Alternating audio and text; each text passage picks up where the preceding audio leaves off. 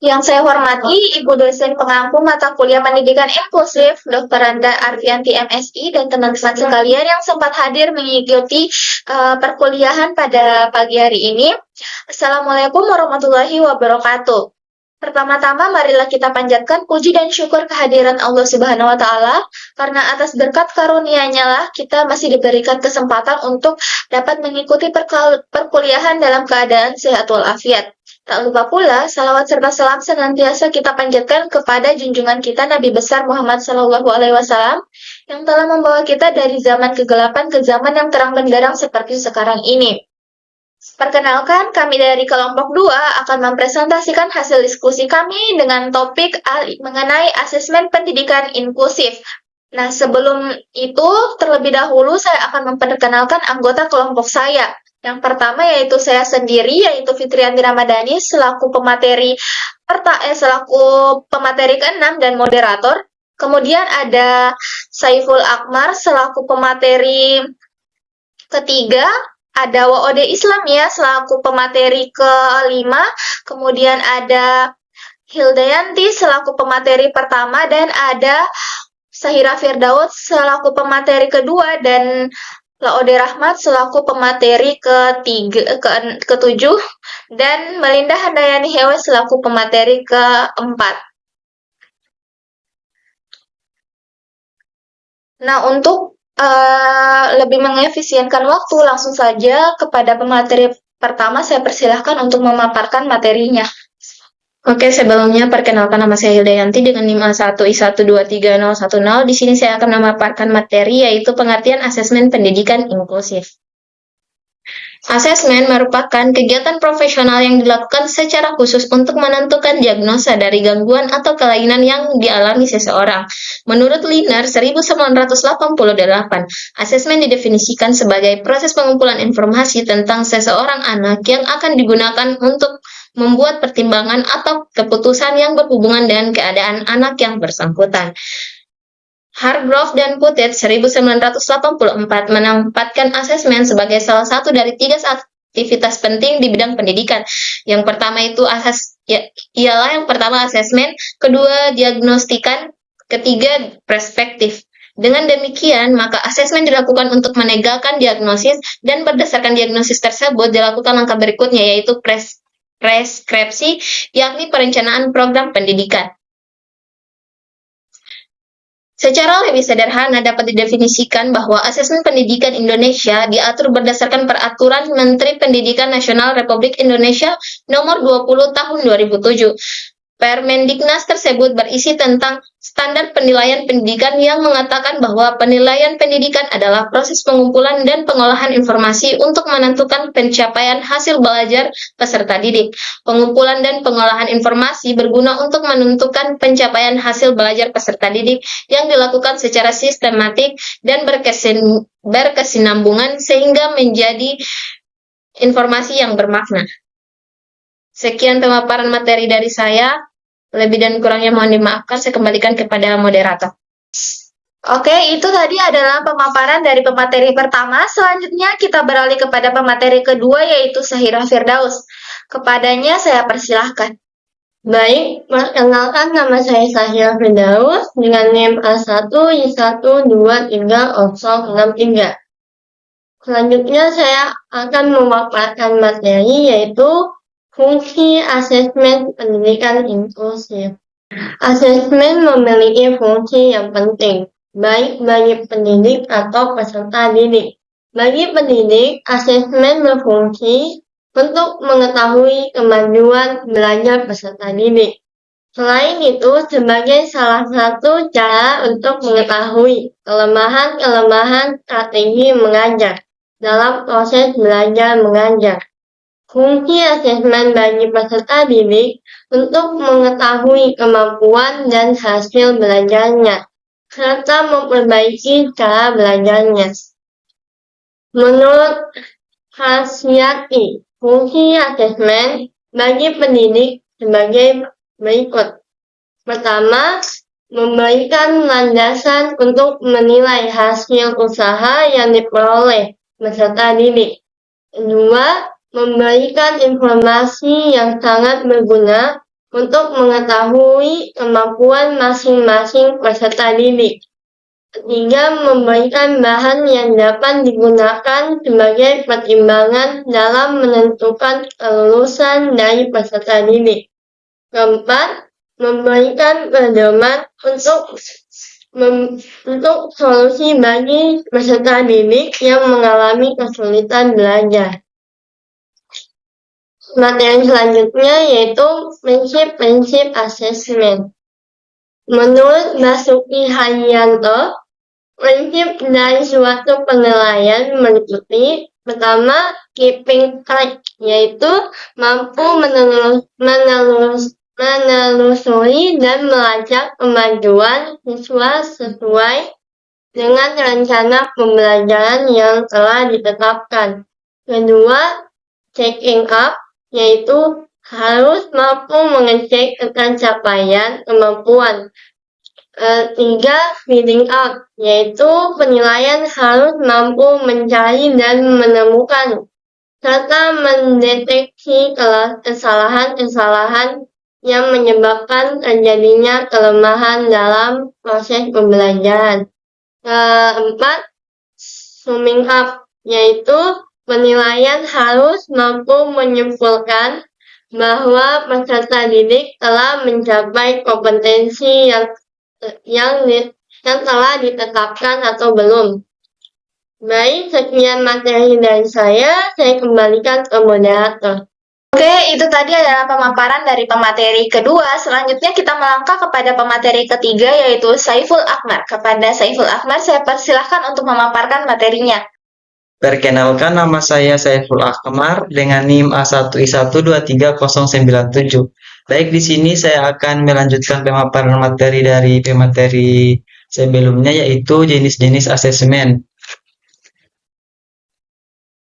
Nah, menurut Aries tahun 2011, sesuai dengan tujuannya terdapat beberapa jenis asesmen. Yang pertama yaitu asesmen akademik.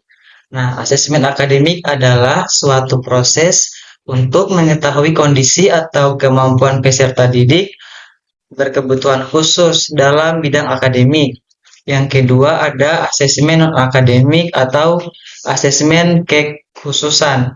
Asesmen kekhususan adalah suatu proses untuk mengetahui kondisi peserta didik berkebutuhan khusus yang berkaitan dengan jenis hambatan yang disandangnya secara mendalam, komprehensif, dan akurat. Yang ketiga ada asesmen diagnostik, yaitu tes tertulis atau pretest yang digunakan untuk melaksanakan asesmen diagnostik atau dengan cara lain yaitu secara lisan. Penggunaan secara lisan maupun tulis, keduanya sangat bergantung kepada rumusan pertanyaan yang disusun oleh guru. Dan yang keempat itu ada asesmen formatif. Asesmen formatif ini dapat dilaksanakan ketika siswa kehilangan arah dalam menyelesaikan tugas. Asesmen formatif juga berorientasi pada proses belajar mengajar dan sebagai sebuah proses terencana dan menjadi bukti mengenai kondisi belajar peserta didik. Baik, mungkin itu saja pemaparan materi dari saya. Selanjutnya saya kembalikan kepada moderator. Oke, itu tadi adalah pemaparan dari pemateri ketiga. Selanjutnya kita beralih kepada pemateri keempat, yaitu Melinda Handayani Hewe. Kepada Melinda Handayani Hewe, saya persilakan untuk memaparkan materinya. Terima kasih atas kesempatan yang telah diberikan kepada moderator. Perkenalkan, nama saya Melinda Handayani Hewe dengan NIM A1I1230053. Jadi di sini saya akan melanjutkan pemaparan materi dari pemateri sebelumnya, di mana yaitu saya membahas asesmen kelima yaitu asesmen sumatif, di mana asesmen ini digunakan untuk mendapatkan nilai akhir dan untuk menjaring data seberapa banyak dari bahan pelajaran yang dapat dipahami oleh siswa sebelum beralih ke pokok bahasan berikutnya. Secara umum, teknik asesmen ini bergantung kepada kebutuhan siswa dan pertimbangan guru. Asesmen ini dapat dilaksanakan secara individu atau kelompok. Jika berupa tes, maka jenis tesnya itu dapat berbentuk lisan atau tulisan dan dapat berupa unjuk kerja, terutama untuk penguasaan keterampilan proses. Selanjutnya yaitu adalah asesmen selektif. Asesmen selektif ini adalah penilaian yang dilaksanakan untuk menyeleksi atau menjaring peserta didik untuk mewakili sekolah dalam lomba-lomba tertentu. Selain itu, untuk kepentingan yang lebih luas, penilaian selektif ini misalnya seleksi penerimaan peserta didik baru atau seleksi yang dilakukan dalam rekrutmen tenaga kerja. Sasaran seleksi ini dapat berupa kecakapan, bakat, minat, sikap, tingkah laku, dan sebagainya. Jasmani tahun 1988 pada halaman 27 menambahkan bahwa tujuan dari asesmen ini adalah untuk memilih peserta didik karena keterbatasan yang ada, terutama keterbatasan sarana pendidikan. Dan yang terakhir yaitu adalah asesmen penempatan. Asesmen penempatan ini adalah penilaian yang ditujukan untuk mengetahui keterampilan prasyarat yang diperlukan bagi suatu program belajar dan penguasaan belajar seperti yang diprogramkan sebelum memulai kegiatan belajar untuk program ini. Menurut Sujana tahun 2013 halaman 5. Dengan perkataan lain, penilaian ini berorientasi kepada kesiapan peserta didik untuk menghadapi program baru dan kecocokan program belajar dengan kemampuan peserta didik. Dan penilaian dilaksanakan bila mana ada kebutuhan untuk menempatkan setiap murid pada program pendidikan atau program belajar mengajar yang sesuai dengan kemampuannya. Baik, sekian pemaparan materi dari saya. Selanjutnya saya serahkan kembali ke moderator. Oke, itu tadi adalah pemaparan dari pemateri keempat. Selanjutnya kita beralih kepada pemateri kelima, yaitu OD Islamiyah. Kepadanya saya persilahkan. Baik, terima kasih atas kesempatan yang telah diberikan kepada saya. Di sini saya Wada Islamiyah dengan NIM A1I123074 akan melanjutkan materi yaitu berkaitan dengan model pelaksanaan asesmen. Langsung saja, ada beberapa model pelaksanaan asesmen yang dapat dilakukan antara lain. Yang pertama, asesmen baseline.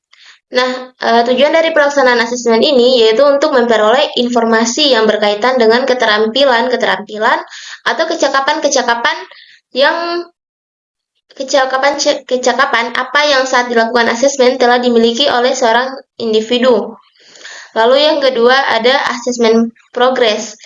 Tujuan dari melaksanakan asesmen progres ini yaitu untuk mengetahui tentang program layanan yang sedang berjalan sehingga guru mendapatkan informasi yang jelas mengenai level perubahan yang terjadi. Asesmen ini merupakan kelanjutan dari baseline yang telah dilakukan. Lalu yang ketiga yaitu asesmen spesifik. Tujuan dari asesmen ini adalah untuk mendapatkan informasi yang berkaitan dengan hal-hal spesifik yang ada pada anak. Lalu yang keempat, asesmen follow up, yaitu kegiatan asesmen yang bertujuan untuk memahami hal-hal apa yang harus mendapatkan tindakan lanjut dari hasil pengumpulan data yang telah dilakukan. Hal ini dilakukan untuk memperoleh gambaran yang lebih jelas dan lebih konfirmatif tentang kondisi anak yang betul-betul membutuhkan tindakan lanjut. Baik, itu saja materi yang dapat saya sampaikan. Selanjutnya saya kembalikan kepada moderator. Oke, itu tadi adalah pemaparan dari pemateri kelima. Selanjutnya beralih ke pemateri keenam, yaitu saya sendiri. Di sini saya akan membahas tentang strategi pelaksanaan asesmen. Proses identifikasi dimulai dengan pengamatan awal terhadap siswa. Guru harus memperhatikan perilaku, interaksi sosial, dan cara siswa berpartisipasi dalam kegiatan belajar. Penggunaan alat asesmen yang sesuai seperti tes diagnostik ataupun kuesioner dapat membantu dalam mengidentifikasi potensi dan tantangan yang dapat dihadapi oleh siswa. Penyusunan program pembelajaran individual atau PPI, setelah kebutuhan siswa diidentifikasi, langkah selanjutnya adalah penyusunan program pembelajaran individual atau PPI. Nah, PPI adalah rencana yang dirancang khusus siswa untuk memenuhi kebutuhan siswa yang unik.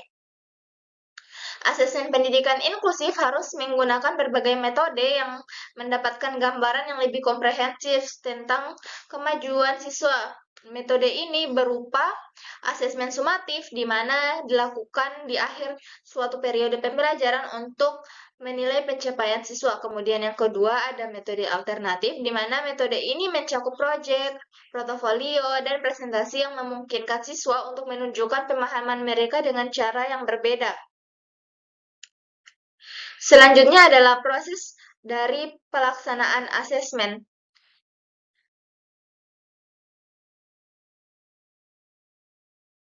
Nah, proses dari pelaksanaan asesmen ini yang pertama ada pengumpulan data, di mana pengumpulan data adalah langkah awal dalam proses asesmen. Data dapat dikumpulkan dari berbagai sumber, termasuk hasil tes, kemudian observasi langsung selama proses belajar, dan umpan balik dari guru dan orang tua. Kemudian yang kedua ada analisis data. Setelah data dikumpulkan, langkah berikutnya adalah menganalisis informasi tersebut untuk menentukan kemajuan dari siswa tersebut. Analisis ini dapat melibatkan perbandingan antara hasil asesmen awal dan asesmen akhir, serta evaluasi efektivitas metode pembelajaran yang digunakan. Yang ketiga ada tindak lanjut, di mana tindak lanjut dari hasil analisis adalah kunci meningkatkan proses pembelajaran. Guru harus melakukan penyesuaian dalam program pembelajaran terhadap hasil asesmen. Mungkin itu saja pemaparan materi dari saya. Selanjutnya kita beralih kepada pemateri ke-7, yaitu Laude Rahmat. Kepada Laude Rahmat, saya persilakan untuk memaparkan materinya. Baik, bismillahirrahmanirrahim. Assalamualaikum warahmatullahi wabarakatuh. Terima kasih atas kesempatan telah berikan kepada saya. Saya Laude Rahmat dengan NIM A1I1230016 akan melanjutkan pemaparan materi dari pemateri sebelumnya. Adapun materi yang saya bawakan yaitu dukungan dan kolaborasi. Adapun dukungan dan kolaborasi yang dimaksud yang pertama yaitu kerjasama dengan tenaga ahli. Melibatkan tenaga ahli seperti psikolog pendidikan, terapis, dan spesialis pendidikan dalam proses asesmen sangatlah penting. Mereka dapat memberikan wawasan tambahan tentang kebutuhan siswa dan membantu dalam merumuskan strategi intervensi yang tepat. Kemudian langkah yang kedua yaitu pelatihan untuk guru. Memberikan pelatihan kepada guru mengenai asesmen inklusif adalah langkah penting untuk memastikan bahwa mereka memiliki keterampilan dan pengetahuan yang diperlukan. Pelatihan ini dapat mencakup melakukan asesmen yang pelatihan ini dapat mencakup cara melakukan asesmen yang adil dan efektif, memahami kebutuhan siswa dengan baik, serta strategi pengajaran yang inklusif. Dengan pelatihan yang tepat, guru akan lebih percaya diri dalam menerapkan asesmen pendidikan inklusif di kelas. Materi selanjutnya yaitu evaluasi proses asesmen. Adapun hal-hal yang perlu dilakukan dalam proses evaluasi yaitu yang pertama umpan balik dari siswa. Mengumpulkan umpan balik dari siswa tentang pengalaman mereka dalam proses asesmen ini dapat dilakukan melalui kuesioner atau diskusi kelompok. Kemudian umpan balik dengan orang tua. Mengajak orang tua untuk memberikan masukan tentang kemajuan anak mereka dan bagaimana mereka melihat proses asesmen di rumah. Oke, materi selanjutnya yaitu evaluasi proses asesmen. Adapun hal-hal yang perlu dilakukan dalam proses evaluasi yang pertama yaitu umpan balik dari siswa. Mengumpulkan umpan balik dari siswa tentang pengalaman mereka dalam proses asesmen ini dapat dilakukan melalui kuesioner ataupun diskusi kelompok. Kemudian yang kedua, umpan balik dari orang tua. Mengajak orang tua siswa untuk memberikan masukan tentang kemajuan anak mereka dan bagaimana mereka melihat proses asesmen di rumah. Kemudian yang ketiga itu analisis data asesmen. Yang dilakukan itu menggunakan data yang telah dikumpulkan untuk mengevaluasi apakah siswa mencapai tujuan pembelajaran yang telah ditetapkan. Kemudian, refleksi plastik. Plastik ini siapa? Kamu, semuanya kamu itu. Selanjutnya itu refleksi praktik. Yang pertama diskusi tim.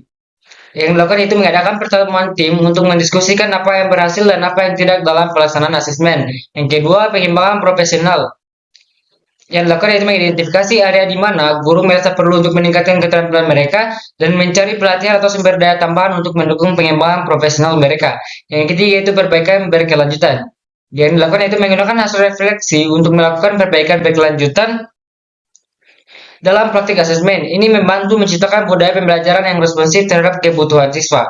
Oke, baik, mungkin saja materi dari saya. Saya kembalikan kepada moderator. Itu tadi adalah pemaparan dari pemateri ke-7 sekaligus pemateri terakhir yang akan menutup presentasi kami pada pagi hari ini. Untuk itu, lebih dan kurangnya mohon dimaafkan. Billahi taufiq wal hidayah. Wassalamualaikum warahmatullahi wabarakatuh.